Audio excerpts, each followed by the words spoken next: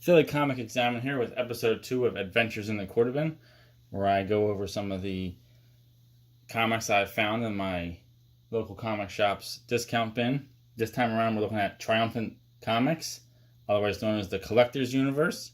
I think the heyday for this line of comics was 1993, based on the dates of the handful of issues that I've tracked down to date. I certainly wasn't aware of this publisher during the time. I stumbled upon them in the dollar bin at a shop. I believe this Dr. Chaos here was the first one I stumbled across. It's signed by, some of the two of the publishers of these comics, Adam Post and Eric Schefferman. Just from perusing these couple issues, there are a couple names that came out from this publisher to go on to bigger and better things. This issue features Prentice Rollins, an artist and colorist. I know him best from Green Lantern at DC Comics. This one is actually autographed by Adam Polina, who had a notable run on X-Force shortly after these Chromium Man issues were published.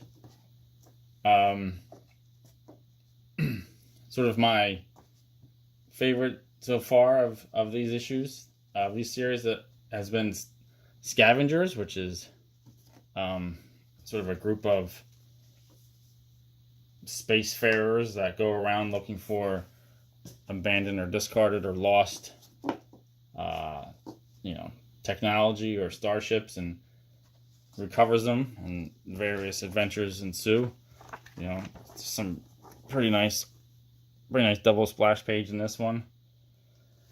So I thought that was the neatest and most straightforward and most fun concept with a lot of potential. So, for whatever reason, if any of these books would ever come back, that would be my first request. But for me, the most notable part about this line of comics is the Collector's Universe aspect of it. If you did not notice, each one is individually numbered. So, this is the 20,000th issue out of 50,000. I just think that's a cool collectability element. So, they have a whole motto. It was read, save, and collect, I believe, was their mission statement. I thought that was, it was pretty exemplary of how a lot of readers in the 90s treated comics. There's a glimpse of that here.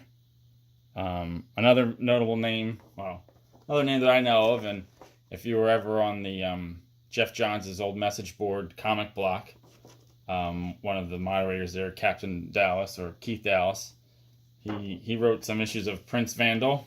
I've yet to come across one of his issues yet, but I have checked out his Argonauts, that was a fun read. So, I don't know where you might get that, probably online somewhere. So if you come across it, that was fun. So feel free to check that out. But yeah, I'm surprised that my closest to a number one stamped issue is 1,654 of 18,000. So I thought this was a fun idea. I'm kind of surprised that in the day of sort of pseudo self-distribution with Kickstarter and Indiegogo, that that's not more of a feature of crowdfunded comics, where they're individually numbered comics. They're all, those comics are all limited print run, so it wouldn't be too hard. And I think it would encourage people to pledge early, because they'd want to get a lower ranked numbering So I'm just a little surprised that I haven't seen it. And obviously I don't look at every single comic that's crowdfunded, but it's not a feature I've come across. So I think it would be advantageous for some campaigners to maybe start implementing that. I don't know how hard of a thing it is or how much expense is involved in that end of it, but could become a stretch goal if there is added cost to having that done. That's significant. Another aspect, it looks like each one of these comics they have like a date on it, so you can it has its own unique dating structure, so you can follow along in order as you pick them up. Sort of like a year, month, and date kind of a analysis. But anyway, that's just another adventure in the quarter bin that I came across is Triumphant Comics. They haven't been around in quite a while, but I found this looked like it was one of the first releases, but it might have been the Unleashed thing might have come a few months in, since this is number 5. But I thought would make it a good time to review it as part of this series. But